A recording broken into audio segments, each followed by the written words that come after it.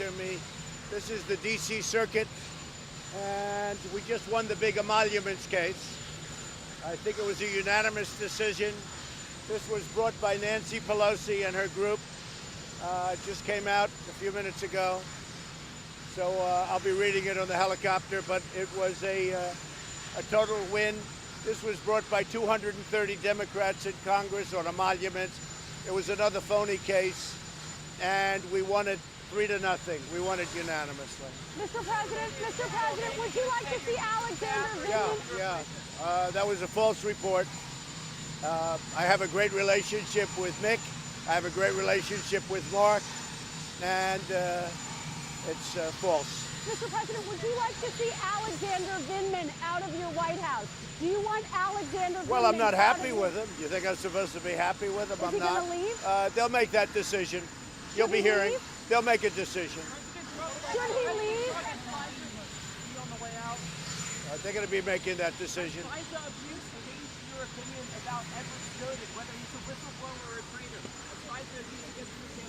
I don't understand. I can't hear. You have to speak loud. FISA abuse against your campaign changed your opinion about? Well, we were abused by the FISA process. There's no question about it.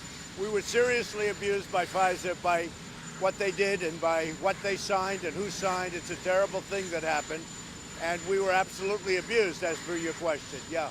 Mr. President.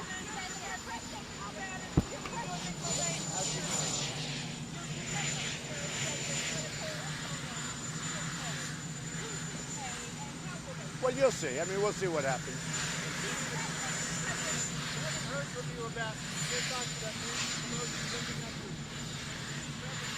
Well, I thought it was a terrible thing when she ripped up the speech. First of all, it's an official document. You're not allowed. It's illegal what she did. She broke the law. But I haven't been asked a question other than a lot of people that viewed it. They couldn't believe that she did it. I thought it was terrible. I thought it was very disrespectful to the chamber and to the country. And, you know, look, I got very high marks on the speech, and I didn't know she did it until I was walking out, and some of the congressmen and women were saying, can you believe what she did? But I didn't know she did. Mr. President. Well, I think there's a lot of evil on that side. They've gone crazy. They've gone totally crazy. It's too bad. I've gotten tremendous amounts done, more than anybody's gotten done in 3 years, by far. But they're not constructive people.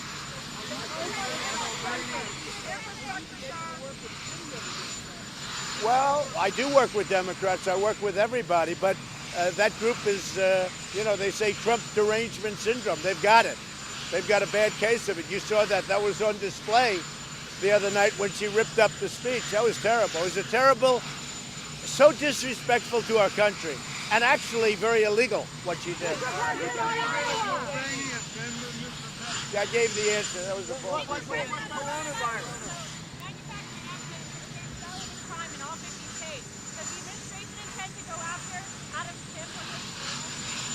Well, I mean, I have to say this. We just came out with fantastic job numbers. I think it was 230,000 or something thereabouts, which was much higher than projection.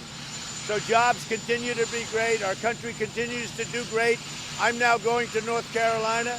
Some of you maybe are coming, but the jobs report just came out, and it's great.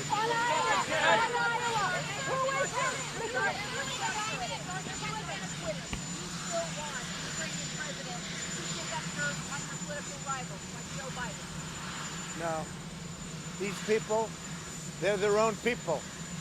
I'm not their boss. And I don't think they've done anything as far as I know. But it's very sad what happened with the Bidens. And it's also very sad how he's doing in the polls. Now I understand the votes are fried in Iowa. They couldn't even take a simple tabulation. And yet they're telling you how to run the country and how to run health care.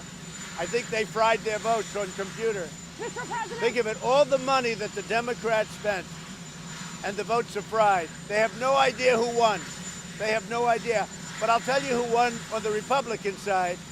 They accounted for every single vote, and it was a lot of votes. It was a record-setting number of votes. Trump won. Follow up. He's the bigger threat. He's Buttigieg or Bernie Sanders. He's Buttigieg Bernie Sanders? Who's the bigger threat? Well, you don't know what happened in Iowa because if you look, I mean, they're essentially tied, but they couldn't keep tabulation of their vote. Is Pete Buttigieg a threat? Do you see him as a threat? Everybody's a threat. I view everybody as a threat. Mr. President, I even view John as a threat. You never know. how do you unify the... That's wet. Are you concerned that China is covering up the full extent of coronavirus? No, China's working very hard. Late last night, I had a very good talk with President Xi, and we talked mostly about the coronavirus. They're working really hard, and I think they're doing a very professional job. They're in touch with our world organization, CDC also. We're working together, but World Health is working with them. CDC is working with them. I had a great conversation last night with President Xi. It's a tough situation. I think they're doing a very good job. Are you concerned about its potential impact on the global economy? I think that China will do a very good job. Mr. President, how do you unify... Should the House expunge your impeachment in the future? Should they expunge your impeachment? They should, because it was a hoax. That's a very good question. Should they expunge the impeachment in the House? They should, because it was a hoax. It was a total political hoax. Mr. President, how do you unify the country? How do you unify the country in this moment? You're attacking your You know what's going to rival. unify the country, and it's already unified in a lot of ways. All you have to do is look at our crowds and look at our support. What unifies it is the great success.